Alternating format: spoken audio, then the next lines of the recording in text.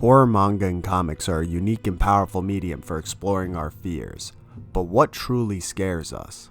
Let's talk about it. Horror can tap into many different elements, one of them being disgust. Like in Panorama of Hell, they show this war-torn hellscape, and they have all these different creatures that live in this man's mind. They have a ton of gore. His brother's literally just a hunk of flesh. That's all he is. He's just a compound of flesh. Like, it doesn't get more gross than that. Horror can also tap into phobias, like arachnophobia, fear of spiders. But the biggest thing I think people are actually afraid of is the fear of the unknown. But not just that, because that's too basic. No, I think it's the fear of the familiar, yet unknown. That is when something is recognizable to us, but is twisted in an unknown way. In the horror manga God's Child, they deal with the idea of childhood memories. This gives a sense of familiarity because we've all been a child before. Now, while we may have not all had the same childhood, we've all had familiar aspects of it, and that's what you can relate to in this story.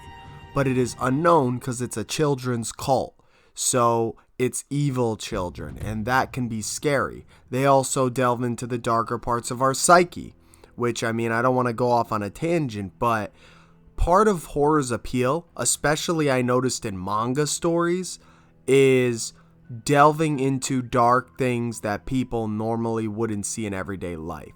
People like to see dark things. They can't look away from it. Look at all of these serial killer documentaries that people are just entranced in. This is why humanoid monsters are pretty scary most of the time. I would personally argue that a humanoid monster is way scarier than a crazy, incomprehensible creature, and the reason why is familiarity. You see, if it was an incomprehensible creature, yes, you would have the fear of the unknown. For example, if it was like a Lovecraftian creature or a cosmic creature, so yeah, there would be a fear of the unknown, but there's no sense of familiarity, so you can't relate to it. It's not grounded in reality. And that's one of the biggest things, is that the sense of familiarity gives you a feeling that it could happen anywhere, at any time, and it leaves the thought lingering in your head. In my opinion, some of the best horror stories, or stories in general, leave you with an idea at the end, right? They leave you with the message, or just the thought. So, for example, the God's Child manga takes us through the most dark and twisted story possible while having the horror villain just be a human. And at the end of the manga, when he's killed, it ends with this quote, "But you mustn't get careless. I will always be reborn again somewhere." This creates a sense of familiarity because you're familiar with people, right? Of course. However, you don't know their intentions, and that's what creates the fear of the unknown. So it leaves a thought lingering in your head like, oh, someone out there could be just like this guy. Someone out there is just like this guy. And that is how you deliver a meaningful thought at the end of a horror story. This isn't exclusive to just characters, by the way. You can also do it with your world or symbols. For example, Junji Ito's Uzumaki uses the spiral pattern to create the sense of familiarity because everyone's seen a spiral before. There's spirals in everything. However, it has unknown properties because it twists people around, turns them into snails, makes them go mad, does all sorts of things, right?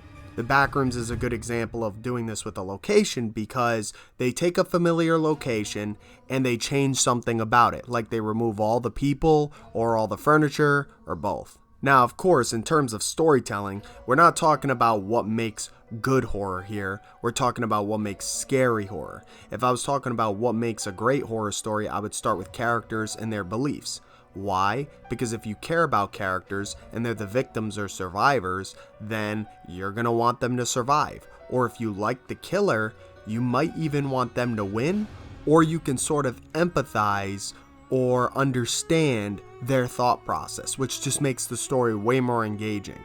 However, that's not what we're talking about here. We're talking about what makes a story truly terrifying, and I believe that is the fear of the familiar yet unknown. If I were to make a story using familiar yet unknown, I would tell you that I have a familiar comic, one that is a mobster fantasy book filled with epic pantheons of gods, and a cool character whose name is Grandpa, and I would tell you that you'll never know what goes on in this awesome story if you don't click the link down below. No, seriously, click the link down below and check it out. Make sure to subscribe if you want to see more videos like this where I talk about manga and comics and storytelling. Like the video if you enjoyed the video. If you didn't, you should like it anyway. I'll see you guys in the next one. See ya.